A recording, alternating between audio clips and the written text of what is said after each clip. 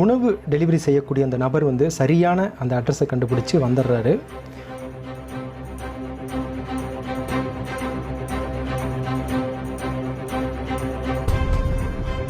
எடுத்து வச்சிடணும்னு சொல்லிட்டு வேகமாக எடுத்துகிட்டு இருக்காரு. ஆனால் உண்மை என்னென்னா, இவர் வந்திருக்கிறது கொஞ்சம் லேட்டாக வந்திருக்காரு. இந்த கோபத்தில் தான் அந்த கஸ்டமர் பார்த்திங்கன்னா வேகமாக அந்த கஸ்டமர் வெளியில் வராங்க. இவ்வளோ லேட்டாக வரீங்கன்னு சொல்லி திட்டுறாங்க. அதுக்கப்புறம் அந்த உணவை வாங்கி பார்க்கும்போது தான் தெரியுது, அந்த உணவும் பார்த்திங்கன்னா கொஞ்சம் லீக்காக இருக்குது. ஸோ ரொம்ப கோபம் அதிகமாகுது. ஏற்கனவே கோபமோடு இருக்காங்க. இதை பார்த்தோன்னா அதிகமான கோபம் உருவாகுது, வெறுப்பு உருவாகுது. வாங்க மறுக்கிறாங்க. இந்த உணவை நான் வாங்க மாட்டேன், நீயே கொண்டு போயிடுன்னு சொல்கிறாங்க. ஆனால் அந்த டெலிவரி பாய் வந்து கெஞ்சறாரு, தயவு செய்து வாங்கிக்கிங்க, மன்னிச்சிடுங்கன்னு சொல்கிறாங்க. ஆனால் அதை வாங்க மறுக்கிறாங்க. கோபம் அதிகமாகிட்டே இருக்குது. இந்த கோபம் அதிகமானோன்னே இங்கே என்ன செய்கிறாங்கன்னு பாருங்கள். தூக்கி வீசிடுறாங்க. இதை பார்த்து அதிர்ச்சி அடைஞ்சு வருத்தப்பட்ட இந்த நபர் வந்து என்ன செய்கிறாருன்னு பாருங்கள்.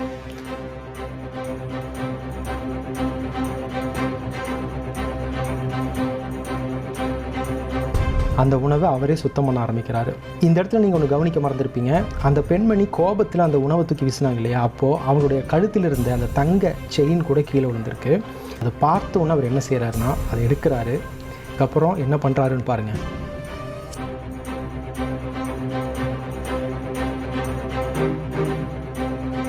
திரும்பவும் அந்த கஸ்டமரை திரும்ப அழைக்கிறாரு, அந்த பெண்மணியை திரும்ப அழைக்கிறாரு. ஆனால் ஏற்கனவே கடும் கோபத்தில் வெறுப்பில் உள்ளே போன அந்த பெண்மணி இவ்வளவு சொல்லி இந்த நபர் வந்து திரும்பவும் நம்மளை தொந்தரவு பண்ணுறாருன்னு சொல்லிட்டு கடும் கோபத்தோடு அவங்க வெளியில் வராங்க. கோபத்தின் உச்சியில் இருந்த அந்த பெண்மணி அந்த நபர் அந்த தங்கச்சியினை கொடுத்த உடனே அத்தனை கோபமும் அத்தனை வெறுப்பும் ஒரு நொடியில் சுக்குநூறாகி போய் தான் செய்தது எவ்வளவு பெரிய தவறுன்னு உணர்ந்த அந்த தருணம் தாங்க இப்போ நீங்கள் பார்த்துட்டு இருக்கிறது.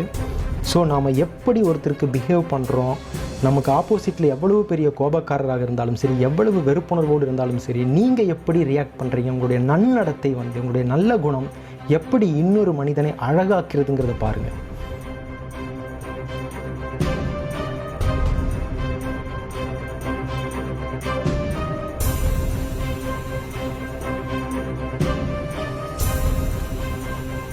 இப்போ அதே மாதிரி இவங்க தூக்கி வீசின அந்த பார்சலுக்கான காசும் அதுக்கு டிப்ஸு சேர்த்தியுமே கொடுக்குறாங்க, மன்னிப்பும் கேட்குறாங்க.